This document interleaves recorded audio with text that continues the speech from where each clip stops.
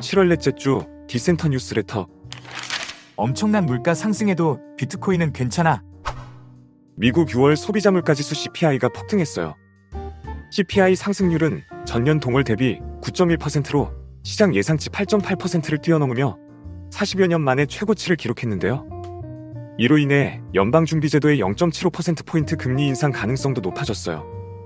그럼에도 비트코인 가격은 큰 폭으로 하락하지 않고 박스권을 형성하고 있어요. 바이든이 뿔났다? CPI는 구닥다리 통계야. 지난 13일 노동통계국이 CPI를 발표한 직후 비트코인은 1만 8천 달러대로 떨어졌어요. 인플레이션 수치가 치솟으면서 오는 7월 FOMC에서 금리를 0.5%포인트 인상할 가능성이 사실상 사라지고 최소 0.75%포인트에서 1%포인트까지 금리를 인상할 수 있다는 분석이 나오고 있거든요. 그럼에도 비트코인은 빠르게 하락분을 회복했어요. 조 바이든 대통령이 노동통계국의 발표를 구닥다리 통계라고 비판했기 때문인데요. 13일 바이든 대통령은 CPI 발표가 나온 이후 성명을 내고 인플레이션 수치가 받아들이기 힘들 정도로 높지만 뒤떨어진 데이터라고 비판했어요. 이어 에너지만 해도 월별 인플레이션 증가분의 거의 절반을 차지했다고 말했어요. 6월 중순 이후 유가가 하락했는데 이 부분이 통계에 반영되지 않았다는 거죠. 시장 우려만큼 연준이 강한 긴축 정책을 펴기 어려울 것이란 기대감이 퍼지면서 비트코인이 금세 회복한 것 같아요. 크립토 겨울 언제 끝난다고? 코빈 리서치 센터가 올 4분기 크립토 윈터가 종료될 것이라 내다봤어요. 이날 정성문 코빈 리서치 센터장은 보고서를 내고 연준 기준금리, 물가 상승률, 비농업 고용자 수, ISM 제조업 지수 등 4가지 지표를 통해 연준 긴축 통화정책 완화가 올 4분기에 이뤄질 것이라고 전망했는데요. 올 4분기 연준의 기준금리가 정점을 찍고 상승세가 둔화할 것이란 뜻으로 보여요. 8월에 비트코인 15만 개가 풀리는 이유는? 마운트 곡스 채권단이 이르면 오는 8월 중으로 약 15만 비트코인을 배상받을 수도 있다는 소식이 전해졌어요. 마운트 곡스는 일본 암호화폐 거래소로 지난 2014년 대규모 해킹 피해를 입었는데요. 파산 당시 비트코인 가격은 채 100만 원이 되지 않았기 때문에 채권단이 비트코인을 받자마자 즉각 내다 팔 것이란 전망에 무게가 실리고 있어요. 시장에 대량의 비트코인이 풀리면 가격에도 악영향을 미칠 것으로 예상되는데요. 한 암호화폐 투자자는 블룸버그의 일부 마운트 곡스 채권자들은 비트코인을 받고 그것을 팔 것이라면서 비트코인 전체 거래량의 큰 부분은 아니지만 가격은 하락할 수 있다고 전했답니다. 비트코인 당분간 박스권 안에서 둠칫둠칫. 고영빈 블록투리얼 애널리스트는 당분간 비트코인은 박스권에서 움직일 것으로 보인다며 상승이 있다 해도 2만 1000달러 선에서 저항을 받을 수 있다고 분석했어요. 이어 저항선에 다 다르면 추가 하락이 나올 수는 있지만 단기간에 비트코인이 크게 떨어지진 않을 것이라고 내다봤답니다. 상코인마켓 특 상장 절차 표준화함. 코인마켓 거래소들이 공동 가이드라인 기초안을 발표했어요. 이는 상장 공시 절차를 투명하게 표준화해 제2의 루나 사태를 방지하겠다는 취지로 보여요. 지난 14일 한국디지털자산사업자연합회는 코인마켓 거래소 공동 가이드라인 기초안 정책 포럼을 열고 자율 규제의 필요성이 있는 분야 중 시급한 과제를 중심으로 가이드라인을 제정했어요. 기초안의 목표는 코인마켓 거래소 간 상장 기준 및 절차를 통일하는 것인데요.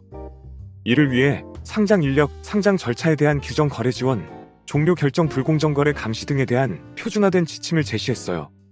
특히 상장 절차를 1차 서류 심사, 추가 서류, 신용평가서, 법률 검토 의견서, 스마트 컨트랙트, 보안감사 리포트 제출, 가상자산 심사위원회 개최로 정리했어요. 공시 의무의 경우 법제화 이전까지 협회 홈페이지, 젠글 등 민간 공시 플랫폼의 잠정적 활용을 제한했는데요. 불성실 공시법인은 벌점을 부여하고 누계 벌점 15점 이상씩 거래 지원을 종료하는 방안도 마련했답니다. 이번 가이드라인 기초안이 확정은 아니지만 향후 기초안에 대한 의견을 수렴해 코인마켓 거래소의 특성에 맞는 최종안을 확정해 나갈 계획이에요. 카카오표 코인 클레이 왜 추락하는 거야? 김범수 카카오 창업자가 미래 먹거리로 낙점한 블록체인 플랫폼 클레이튼이 크게 휘청이고 있어요. 클레이튼의 기축통화인 클레이의 가격이 고점 대비 94% 폭락하며 다수 프로젝트들이 이탈 청산 중이거든요. 여기에 횡령, 불투명한 투자 집행 등 자본까지 나오고 있어요. 카카오는 지난해 8월 싱가포르의 블록체인 자회사 크러스트를 설립한 뒤 클레이튼 사업 운영 전권을 맡겼는데요. 하지만 올해 초단행한 수수료 30배 인상과 잦은 메인넷 오류 장애로 최근 메타콩즈, 실타래, 위믹스 등 주요 프로젝트들이 이탈하고 있어요. 또 클레이 가치 하락으로 수익성이 악화되자 아예 청산을 택한 프로젝트들도 최근 2달 동안만 12곳에 달해요. 여기에 크러스트 측의 불투명한 투자 집행도 빈축을 사고 있는데요. 크러스트 측이 정확한 투자 목록을 공개하지 않고 있기 때문이에요. 일부 드러난 곳들도 대다수가 익명 프로젝트로 먹튀 가능성에 크게 노출돼 있다는 평가를 받고 있어요. 엎친 데 덮친 격으로 최근 크러스트가 투자한 곳 중 카카오 출신들이 차린 회사도 포함됐다는 의혹이 터지며 불신은 확산되고 있어요. 업계 한 관계자는 최근 개인 투자자들 사이에서는 크러스트가 학연 지연에 기반해 투자를 결정한다는 소문까지 도는 실정이라며 신뢰 회복을 위해선 투명한 투자 집행이 필요하다고 지적했답니다. 비트코인 전도사에게 암호화폐 상품은 비트코인뿐이야. 비트코인 전도사라고 불리는 마이클 세일러 마이크로 스트래티지 CEO가 이더리움이 증권이라고 주장했어요. 그는 이더리움이 증권인 것은 꽤 분명하다고 생각한다.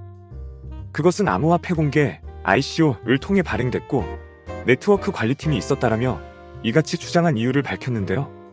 세일러 CEO는 이더리움 네트워크에서 지속적인 하드포크가 있었다는 점과 난이도 폭탄이 계속 연기된 점도 지적하며 팀이나 기업이 주도하는 네트워크에서 소프트웨어 업그레이드가 지속적으로 필요한 것은 이더리움이 증권이라는 지표라고 설명했어요.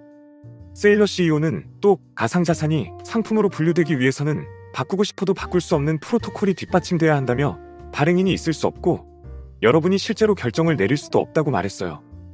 그러면서 비트코인은 네트워크의 핵심을 바꿀 수 없기 때문에 상품이다라고 주장했는데요. 하지만 세일러 CEO의 주장과는 달리 비트코인 네트워크도 지난 몇 년간 다수의 네트워크 업그레이드를 진행해왔어요.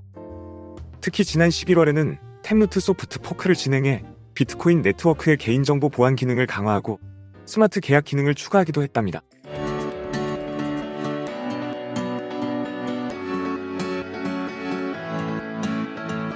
이번 주 디센터 뉴스레터 잘 들으셨나요? 더 많은 뉴스레터를 들으시려면 지금 아래 링크를 눌러 오디오픽으로 놀러오세요.